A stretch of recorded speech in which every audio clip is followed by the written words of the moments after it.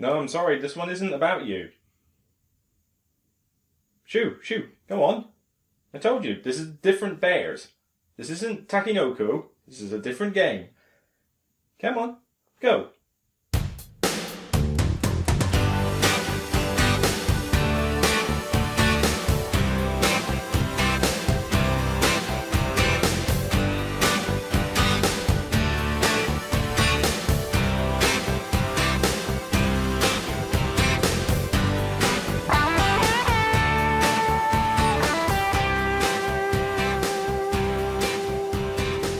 Hey everyone, thanks for tuning in to what probably will be the first video review on this channel. Yes, as I said, video reviews are coming back and this will be the first one that you'll see, but there's more to come and this will carry on as time goes by. So what better to start off the channel than with something about bears? Yeah, okay, I'll leave you to insert the link on that one. But I love bears. I love bears as animals. I think it's my favourite animal. I think my spiritual animal is a bear. I think just anything about bears I really like. So knowing that this game was literally just called, quite literally, Barenpark, or Barenpark, I'm not sure how the German accent goes, that instantly thought, you know what, it's about bears, I'm going to try it. There's no question about it, even if the theme is somewhat tacked on. And yeah, in this case it really rather well is. Barenpark is in that style of the polyomino games, with a bit like Patchwork and Cottage Garden, where you are placing tiles on a board in all like Tetris-shaped pieces, and you're attempting to score the most points by being very efficient with how you place those tiles. So let's get into a little bit more detail just to give you an overview of the game, and then I'll give you my thoughts.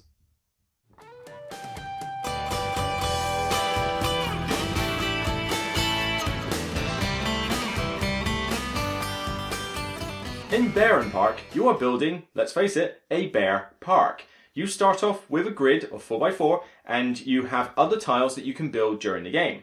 In this general supply, which everybody can take tiles from, there are various things that you can build into your park, such as the green areas like toilets and playgrounds, to the various bear houses for pandas, goby bears, polar bears and koala bears. Yes, I know they're not technically bears, but the rulebook makes a big deal about including them in the game anyway, and some very specific enclosures to which there is a limited supply. Each turn you are choosing to place a tile on the board. You'll start off with a basic one and you will place tiles on the grid as you see fit, trying to get them all to connect as efficiently as possible. By covering up the various symbols on the tiles, you are allowing yourself to take more tiles from the construction yard in the center, be it the park areas or the bear houses or the various enclosures. And this will carry on throughout the game as you take more tiles and build them onto your grid. You'll be able to add extra grids onto your park and make it bigger, and gameplay will continue in this fashion until somebody has filled up at least 4 of these grids, including the one you started with. As soon as someone does that, each other player gets one more turn, and then you simply just count up every tile you have in front of you for points. Points are awarded for placing tiles on the board, as depicted on each one, but also for completing your tiles as quickly as possible. By filling in an actual tile, you will be granted with bear statues that fill up these inaccessible blank spaces and effectively score you more points. The points on the various tiles and the statues descend as the game goes on, so the quicker you obtain the tile and the quicker you obtain the statues, the more points they're worth. If you would like to try expert mode, and I use the word expert in as big a parentheses as possible, then you can try these achievement tiles out as well.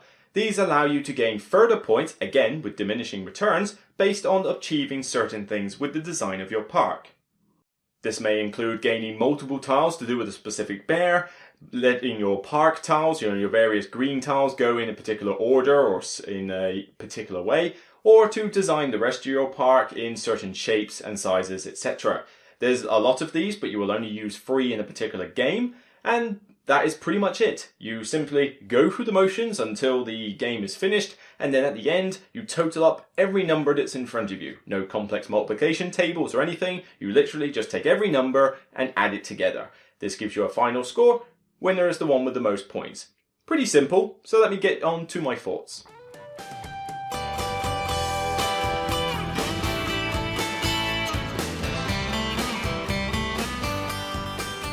Okay, the first thing I can say about this is that this is about as good a family weight game as you can get for that kind of level. This says 8+ on the box, and there's no doubt about it. An 8-year-old could easily grasp this. There's no complex rules, it's just grab the tiles, put them on the board, get more tiles, rinse and repeat.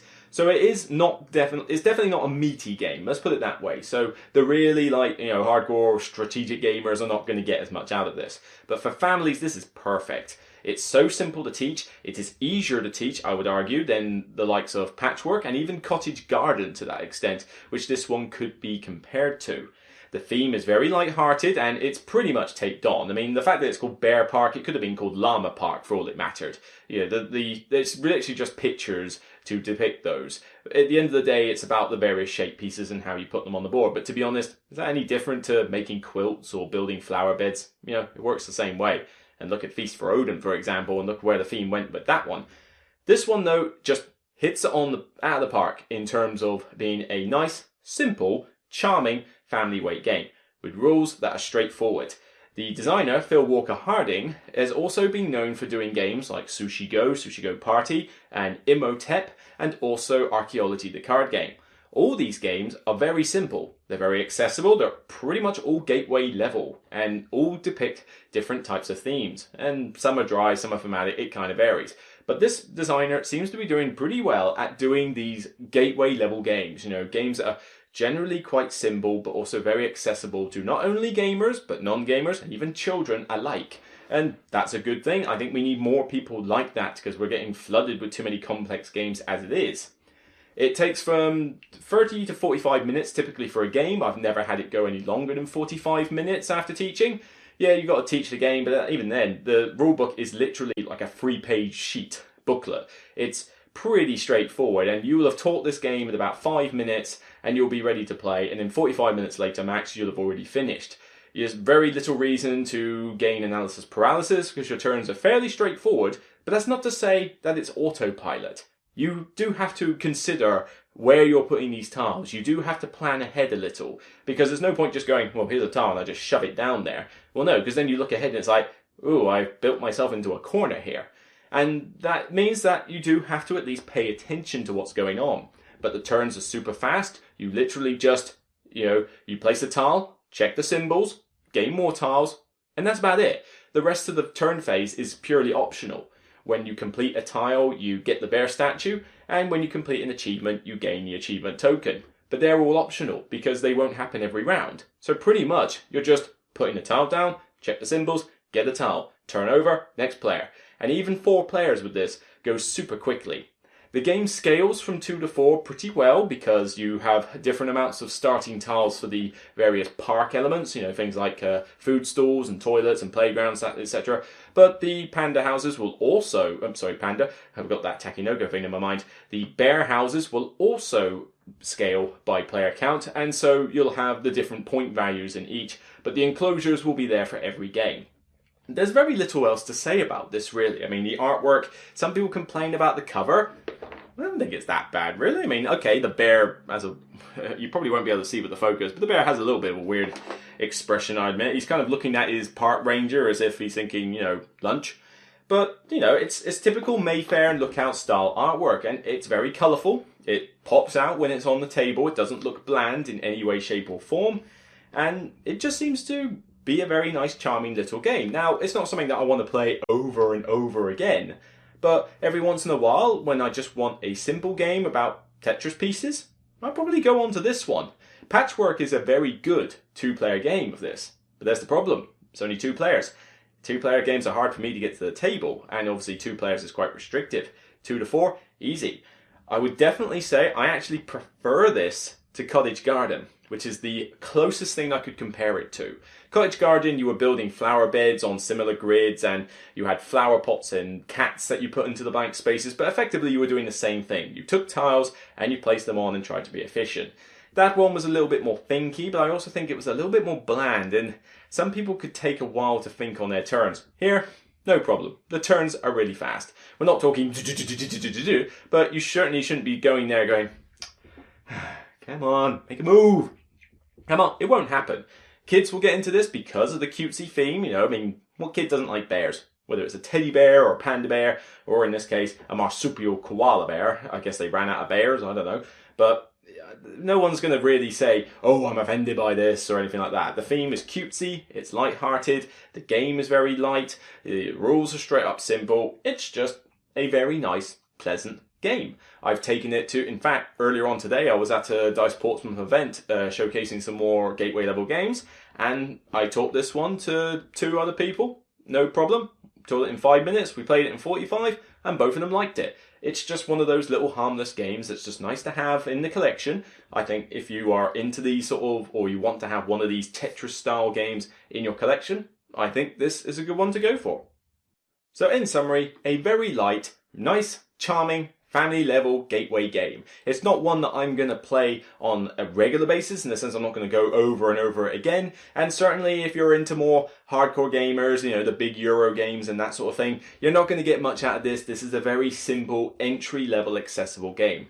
But if you just want something lighthearted to kill 45 minutes, that's easy to teach to anybody and just generally quite nice to play, but not complete autopilot, this is still a decent one and I recommend it for that purpose. I'm still going to hang on to it because I think it's a nice little gateway to have in the collection, and I would give this a decent Broken Meeple rating of 7 big fat fluffy goby bears. So there's the first review on my channel, Barenpark. Solid little game, recommend you try it, and until then, we'll get on to more videos as time goes on. So for now, I'll let you off with this. Remember, it's only a game. Take care everyone.